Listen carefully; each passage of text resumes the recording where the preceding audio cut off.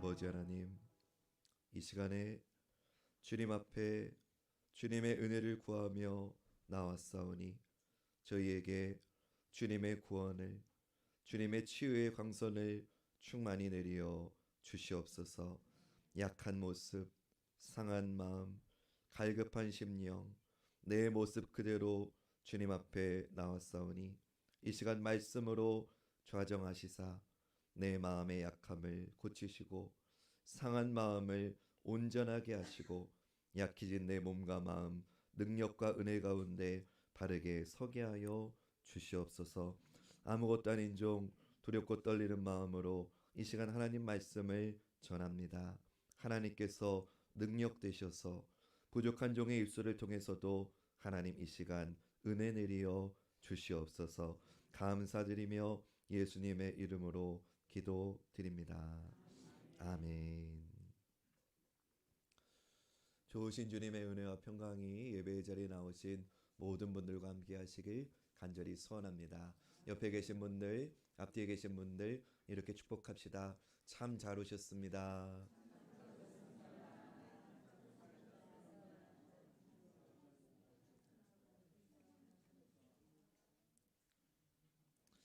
하나님을 찾지 않는 것이 진짜 위기다. 이런 제목으로 하나님 말씀 전하겠습니다. 오늘 본문은 이스라엘에 닥친 전쟁의 위기를 우리에게 전하고 있습니다. 앞에 지도를 보시면 여러분들 지도 오른쪽 중간쯤 보면은 암몬이라고 하는 나라가 보이실 겁니다. 이 암몬이 그 나하스라고 하는 그 왕이 통치하고 있을 때에 이스라엘을 쳐들어왔습니다. 특별히 이스라엘 중에서 길르앗이라고 하는 땅을 쳐들어왔습니다. 그 길르앗 중에서도 길르앗 야베스 땅을 침략하고 지금 그곳에 진을 친 것이 오늘의 본문의 시작입니다.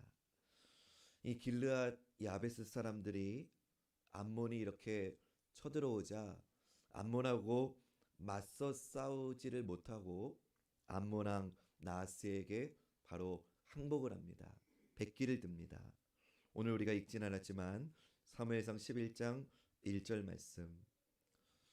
암몬 사람 나하스가 올라와서 길르앗 야베스에 맞서 진침해 야베스 모든 사람들이 나하스에게 이르되 우리와 언약하자 그리하면 우리가 너를 섬기리라 하니. 우리와 언약하자 그리하면 우리가 너를 섬기리라. 한번 싸워보지도 않고 바로 비굴하게 항복을 합니다. 참 비굴해 보이기도 하지만 어쩌면 더 이상의 큰 피해를 막기 위한 어쩔 수 없는 선택이었는지도 모릅니다.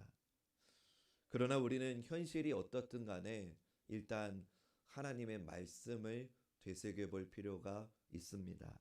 신명기 7장 2절 말씀. 내 하나님 여호와께서 그들을 내게 넘겨 내게 치게 하시리니 그때에 너는 그들을 진멸할 것이라.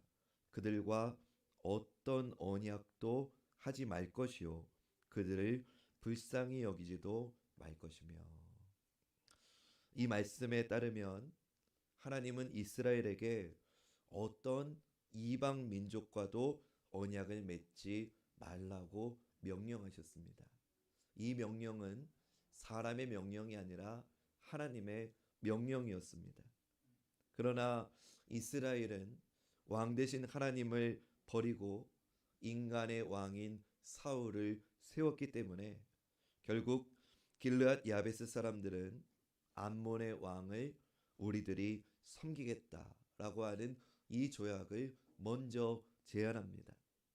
한번 맞서 싸워보지도 않고 이렇게까지 굴욕적으로 굴복을 했다는 건 암몬 왕 나하스가 그만큼 잔인했기 때문이었습니다. 야베스 사람들이 항복을 했고요. 우리가 당신을 섬기겠다고 언약을 맺자고 제안을 했습니다. 그런데도 암몬 왕 나하스는 순순히 그것을 받아들이지 않고 조건을 답니다. 단서를 답니다. 사무엘상 11장 2절 말씀. 암몬 사람 나하스가 그들에게 이르되 내가 너희 오른 눈을 다 빼야 너희와 언약하리라. 내가 온 이스라엘을 이같이 모욕하리라. 내가 너희 오른 눈을 다 빼야 너희와 언약을 맺겠다라고 합니다. 그러니까 암몬 왕 나하스가 원했던 것은 이스라엘과의 화목이 결코 아니었던 거지요. 나하스는 지금 이스라엘 사람들에게 수치를 주고 있고 모욕을 주고 있고 아예 오른 눈을 빼겠다고 합니다. 이거는 회복이 불가능한 패배를 안기겠다는 거죠. 정말로 전승해 보니까 이 당시에 수차례 이 암몬 왕 나하스가 요단강 동편을 공격해 가지고 이스라엘 지파 중에는 실제로 오른쪽 눈이 뽑힌 사람이 많이 있었다고 합니다. 그러니까 길르앗 야베스 사람들이 이 암몬 왕 나하스의 이 극악무도한 침략으로 이미 수치와 패배를 이미 당하고 있었고 그들의 마음속에는 어마어마한 두려움과 고통이 지금 자리 잡고 있었던 거죠. 이렇게 암몬 왕 나하스는 온 이스라엘을 모욕했습니다. 여러분, 근데 이건 단순히 이스라엘을 모욕한 것으로 끝난 게 아니지요. 하나님의 백성인 이스라엘을 모욕하고 조롱한 것은 결국은 하나님을 모욕한 겁니다. 하나님을 조롱한 것입니다. 하나님을 공격한 것입니다. 사랑하는 여러분, 오늘 말씀을 시작하며 저는 여러분들에게 이것을 먼저 좀 선포하려고 합니다. 여러분, 하나님의 백성은 늘 세상으로부터 공격을 받습니다. 우리가 이거를 기억해야 됩니다. 예수님께서 요한복음 7장 7절에서 이미 이것을 말씀하셨습니다. 세상이 너희를 미워하지 아니하되 나를 미워하나니 이는 내가 세상의 일들을 악하다고 증언함이라. 아멘. 예수님은 세상의 악한 일들, 죄악을 다 드러내셨어요. 지금까지 사람들이 다 좋다고 여기는 일들, 그냥 좋은 게 좋은 거지 하며 유야무야하며 지나갔던, 세상의 기류에 편승하며 살았던 그 모든 것들까지도 예수님은 정확하게 지적하셨어요. 그게 얼마나 악한 일인지, 그게 얼마나 하나님 보시기에 가증한 일인지, 그것이 얼마나 하나님의 심판을 받을 일인지를 정확하게 드러내셨어요. 그러니 당연히 세상이 예수님을 좋아할 리가 없지요. 미워할 수밖에 없지요. 예수님을 공격할 수밖에 없지요. 그렇다면 그런 예수님을 우리가 믿는다면, 그런 세상이 공격하는 예수님이 우리의 그리스도라면, 우리가 그 예수님을 믿고 섬기는 교회라면, 교회된 우리가 세상에 미움을 받고 모욕을 당하고 공격을 당하는 건 역시 마땅한 일 아니겠습니까? 이스라엘이 광야를 지날 때 하나님이 그들과 함께 하셔서 그들을 도우셨어요. 그래서 광야에서 전쟁에 나갈 때마다 그 전쟁을 승리하게끔 하나님이 인도하셨잖아요. 그러니까 하나님의 백성 이스라엘을 가나안의 다른 민족들이 좋아할 리가 없지요. 여러분, 세상도 하나님의 존재를 아는 거예요. 세상도 하나님의 능력을 아는 거예요. 그래서 하나님을 이를 갈면서 하나님께 도전하는 거고, 그 하나님께 도전하는 것이 곧 하나님의 백성을 향한 핍박으로 나타나고 있는 거지요. 지금 바로 세상의 그 공격 앞에 길르앗 야베스 사람들이 놓여 있는 거예요. 지금 길르앗 야베스 사람들은 이 암몬 왕 나하스의 잔인함 앞에서 그 두려움에 억눌려서 저항 한번 해보지도 못하고 스스로 굴복을 하고 있다는 거죠. 그렇다면 우리는 이런 상황 속에서 지금 누구를 좀 생각할 때가 되었습니까? 이스라엘이 지금 이렇게 어렵다면 누구를 떠올려야 됩니까? 이 어려움을 해결하려고 세웠던 왕인 사울을 먼저 좀 떠올렸어야 됩니다. 사울이 어떻게 왕이 됐습니까? 우리도 다른 나라와 같이 전쟁이 나면은 우리를 이끌어서 전쟁을 승리하게 해줄 왕을 세워달라고 해서 세워진 왕이 사울이지 않았습니까? 그의 외모나 조건들이 어느 누구하고 비교해봐도 모자람이 없었기 때문에 이 사울이 우리의 왕이 되기만 하면 우리를 승리하게 할 거다라고 하는 기대감을 한 몸에 받고 세워진 왕이 사울이지 않습니까? 그렇다면 사울은 지금 이스라엘의 이런 전쟁의 위기가 닥쳐 있는 이 순간에 마땅히 앞장서서 나가서 이스라엘을 구원했어야 됩니다. 그런데 그가 지금 뭘 하고 있느냐? 사무엘상 11장 5절 말씀해 보니까 마침 사울이 밭에서 소를 몰고 오다가 이르되 백성이 무슨 일로 우느냐 하니 그들이 야베스 사람의 말을 전하니라. 사울을 왕으로 세운 이유는 전쟁에 나가서 우리를 구원해 달라고 이스라엘 사람들이 사울을 왕으로 세웠는데 지금 사울은 뭘 하고 있느냐? 전쟁에 나가기는커녕 그냥 밭에서 소를 몰고 있었다는 거죠. 한때 유행했던 유행어 가운데 소는 누가 키우나? 저밖에 TV를 안 봤거든요. 네. 평범한 생계를 이어온 거죠. 그가 왕으로 세움을 받긴 했지만 정작 왕의 역할을 하지는 못하고 있는 겁니다. 이런 상황 속에서 야베스의 장로들이 전령을 이스라엘 각 땅에 보내가지고 도움을 청합니다. 사무엘상 11장 4절 말씀. 이에 전령들이 사울이 사는 기브아에 이르러 이 말을 백성에게 전하매 모든 백성이 소리를 높여 울더니 사울이 살던 기브아에도 이 길르앗 야베스에서 일어난 일들의 소식이 전해졌어요. 그 소식을 듣고서 기브아 백성들이 통곡을 합니다. 자, 여기서 기브아는 지금 사울이 살고 있는 동네예요. 근데 야베스의 소식을 듣고 기브아 사람들이 통곡하며 웁니다.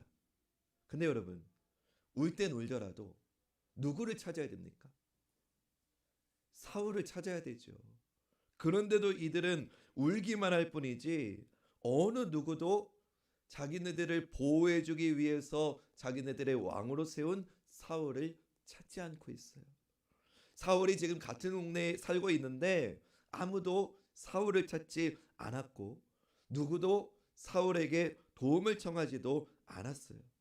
그런데 여러분, 사실 사울에게 도움을 청하지 않은 것보다 훨씬 더 크고 치명적인 문제가 지금 있다는 거 여러분 발견하십니까? 이렇게 강력하고 잔인한 암몬 왕의 공격 앞에서 어느 누구도 하나님을 찾지 않았다는 거. 하나님께 누구도 기도하지 않았다는 거. 이게 진짜 위기이죠. 장로들이 도움을 청하기 위해서 전령을 이스라엘 각 땅에 파송을 했어요. 이 일은 자칫하면 암몬 왕 나하스의 심기를 더 건드려서 더 치명적인 이스라엘의 피해를 입게 될 수도 있는 그런 위험을 무릅쓰고 전령을 보낸 거잖아요. 근데 지금 이것보다 더 큰 위기는요. 다시 말씀드립니다. 어느 누구도 지금 자기네들의 조상들에게 약속을 주시고 지금 여기까지 우리를 인도해 주신 하나님을 찾지 않았다는 거예요. 이게 진짜 위기예요. 하나님을 찾지 않은 게 이스라엘에 닥친 위기의 본질이었다고요. 하나님의 백성들이 하나님을 왕으로 인정하지 않았을 뿐만 아니라 하나님께 지금 이 상황에 하나님 우리를 도와달라고 간구하지도 부르짖지도 않고 있는 상황이죠. 여러분, 이건 뭘 말해요? 그들이 하나님을 완전히 잊어버렸다는 거예요. 상황이 어려운데도 하나님께 간구하지 않았다는 것은 자기네들의 삶 가운데서 완전히 하나님을 지워버린 거죠. 사랑하는 여러분, 우리도 마찬가지 아닐까요? 세상의 환난과 공격이 우리에게 닥쳐올 때가 있어요. 아니, 항상 닥쳐오지요. 그래서 우리는 위기를 겪어요. 그러나 여러분, 진짜 위기는요, 우리 상황의 어려움이 아니에요. 우리 문제의 어려움이 진짜 위기가 아니에요. 진짜 위기는요, 하나님을 잊은 거예요. 우리가 구원과 도움이 되시는 하나님께 기도하지 않는 게 진짜 위기라고요. 여러분, 그런 면에서 우리 진짜 위기가 뭔지 한번 우리 마음을 한번 되새겨보는 차원에서 한번 선포해 볼까요? 시작.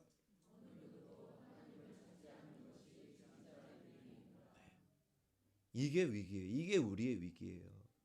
교회의 위기는요, 건물을 못 세우는 게 위기가 아니에요. 사람 숫자가 주는 게 위기가 아니에요. 헌금이 주는 게 위기가 아니에요. 다음 세대가 없는 게 물론 위기긴 하지만 그거보다 더 심각한 위기는 교회가 더 이상 하나님을 찾지 않는 거예요.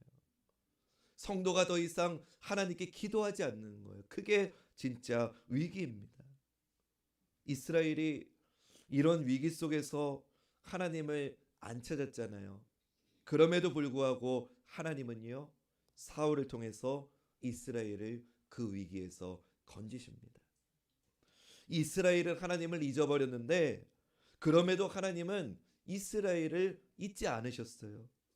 이스라엘은 왕 대신 하나님의 통치를 거부했는데 하나님은 여전히 이스라엘을 다스리시고 보호하시고 사랑해 주셨어요. 할렐루야. 사울이 소를 몰고 집으로 돌아올 때에 울고 있는 사람을 보는 거죠. 우리 사무엘상 11장 5절 말씀 한 번 더 볼 텐데 우리 같이 한번 읽어볼까요? 시작. 마침 사울이 밭에서 소를 몰고 오다가 이르되.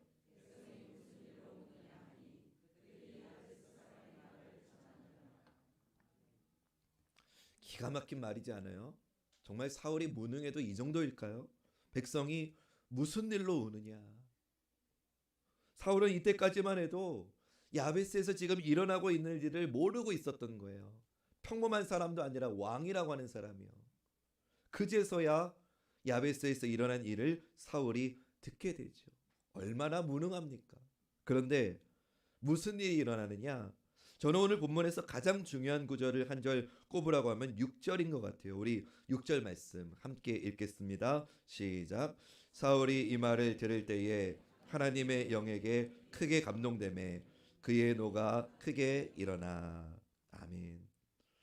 이렇게 무능했던 사울이라 할지라도 이 말을 들을 때에 하나님의 영이 임하셨대요. 성령님께서 사울에게 임하셨어요. 성령님이 사울에게 임하시자 일이 일사천리로 해결이 돼요. 사울이 군사를 모았고요.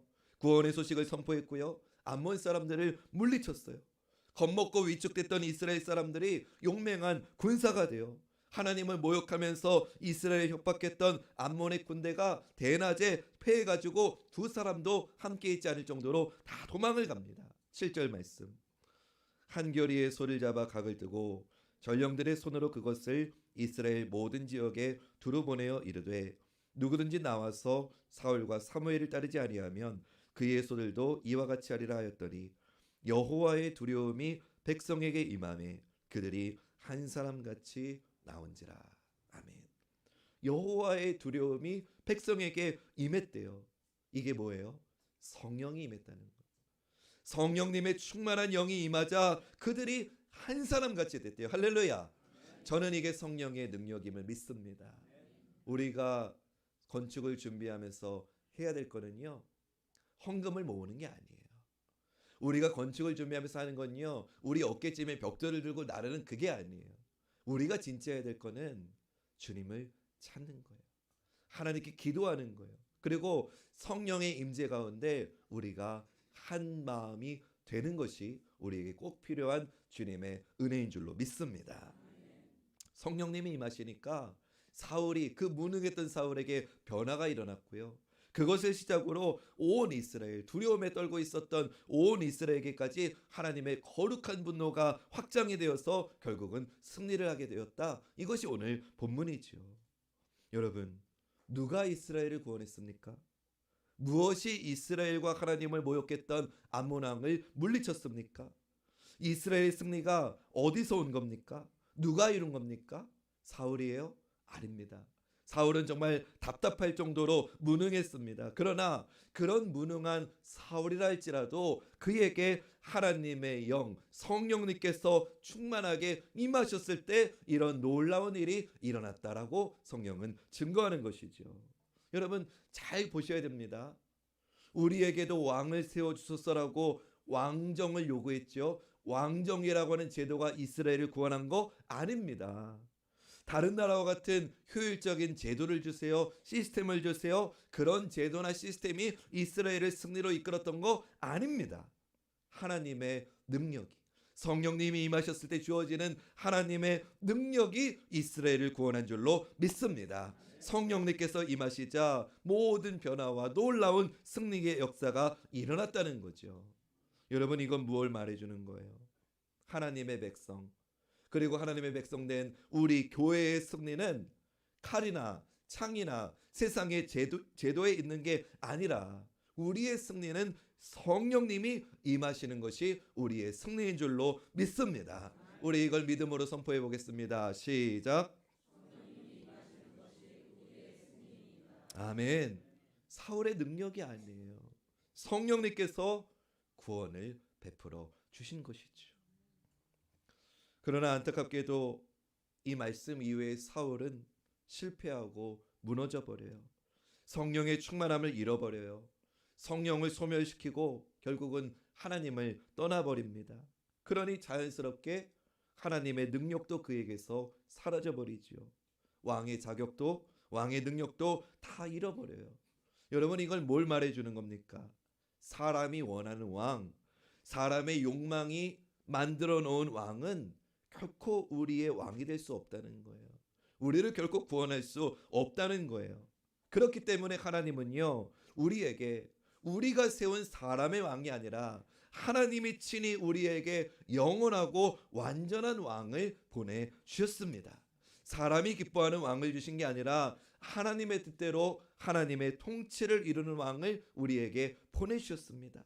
성령으로 충만하신 왕을 보내주셨습니다. 모든 다스림과 통치에서 완전한 하나님의 능력을 이루시는 왕을 우리에게 보내주셨습니다. 당신의 백성을 사랑하셔서 모든 원수를 무너뜨리시고 당신의 팔 아래에 짓밟으시고 우리에게 구원과 승리를 주시는 왕을 이미 우리에게 보내주셨습니다. 그 왕이 누구십니까? 예수님입니다. 사랑하는 여러분, 성도의 삶은요 영적 전쟁일 수밖에 없어요.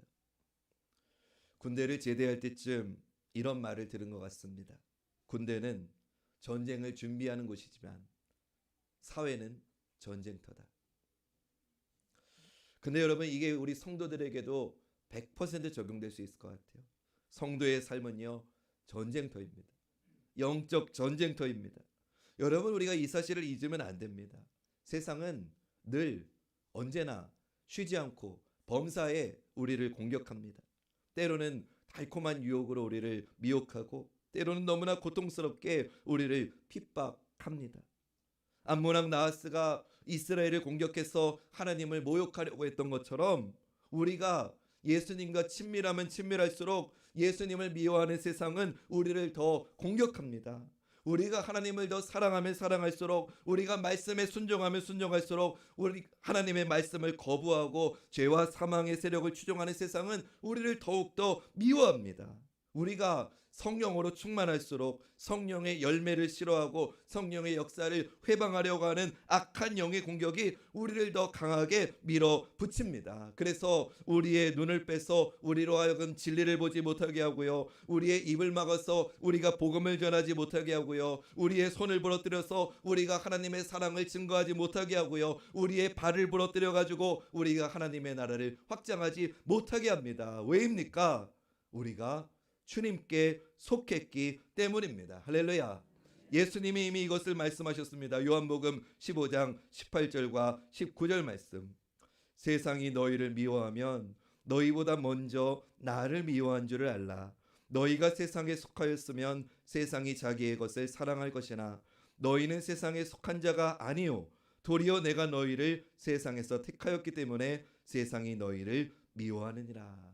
아멘. 세상으로부터 우리가 받는 공격은 우리가 하나님께 속한 자이기 때문이에요. 하나님께서 택하심을 받았다는 그 은혜의 가장 분명한 증거가 우리가 세상으로부터 핍박과 고난을 받는다는 거예요. 반대로 세상에 속해 있는 사람, 주님께 속하지 않은 사람은요, 세상이 신경도 쓰지 않아요. 그냥 그대로 가만히 내버려 둡니다.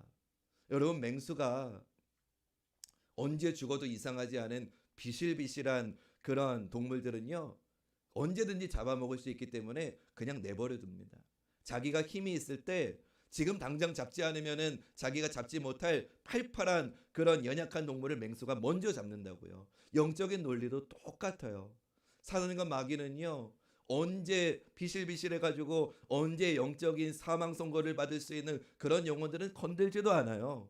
세상과 버타며 사는 영혼들은 신경도 안 써요. 근데 누가 우리를 핍박하느냐? 진짜 말씀 앞에 바로 서려고 하는 사람, 정말 말씀으로 주님을 의지하려고 하는 사람, 정말 내가 이제 새 사람 돼가지고 예수님과 함께 동행하겠다고 하는 그 사람을 굶주린 사자와 같이 사단과 마귀는 먼저 우리를 공격해 온다는 거죠. 이틀 전에 저희 큰애가 집에서 놀다가 발가락이 좀 꺾였는데 괜찮겠지 했는데 계속 아프대요. 그래가지고 어저께 그 병원을 가봤더니 엑스레이를 찍어보니까 실금이 같더라고요. 근데 저는 대수롭지 않게 여겼어요. 남자아이고 남자아이들 크다 보면 다 그런 거다라고 생각을 했어요. 근데 갑자기 병원에서 막 보호대 같은 걸 대더니 막 이런 걸 막 감겨줘요. 발에 기부스 같은 걸 감겨줘요. 그래서 제가 속으로 생각했어요. 아, 이거 기부스 하면은 한 달 만에 난다는데 기부스 안 하면 한 달 만에 낫지 않을까? 이해가 안 되세요? 이 기부스 하면 한 달 만에 난다고 하는데 기부스 안 하면 한 달 만에 낫지 않을까? 제 속으로 그렇게 생각했다고요. 그러니까 실금이 가면 가만히 쉬면 붙는 거예요. 그러니까 그냥 기부스 안 하고 그냥 가만히 잘 쉬면 될 것 같은데 막 기부스를 해가지고 막 4만 몇천 원을 받아가는 거예요. 거기까진 좋아요. 근데 저희 애가 집에서 막 더 아픈 척 막 쩔뚝이면서 막 그걸 찾으니까 얼마나 자기를 알아달라고 해요. 근데 걔가 대번에 하는 말이 뭔지 아세요? 아빠, 나 예배는 드리겠는데 오후에 성경 공부 못할 것 같아. 왜? 아, 나 다리가 아파서. 다리가 아픈 거랑 성경 공부하는 거 뭔 상관인데? 그러니까 여러분, 사단 마귀는 우리에게 자꾸 핑계거리를 주는 거예요. 아무 상관없는데. 여러분, 그런 경험 있지 않으세요? 내가 정말 은혜 받아가지고 내일부터 새벽 예배 나가야지. 근데 아침에 눈을 떴는데 허리가 너무 아파. 갑자기 허리가 너무 아파. 내가 이제 좀 정말 신앙생활 똑바로 해봐야지 하고 믿음 생활 제대로 하겠다고 결심했는데 집에 급한 일이 생겨요. 그게 우연일까요? 아니에요.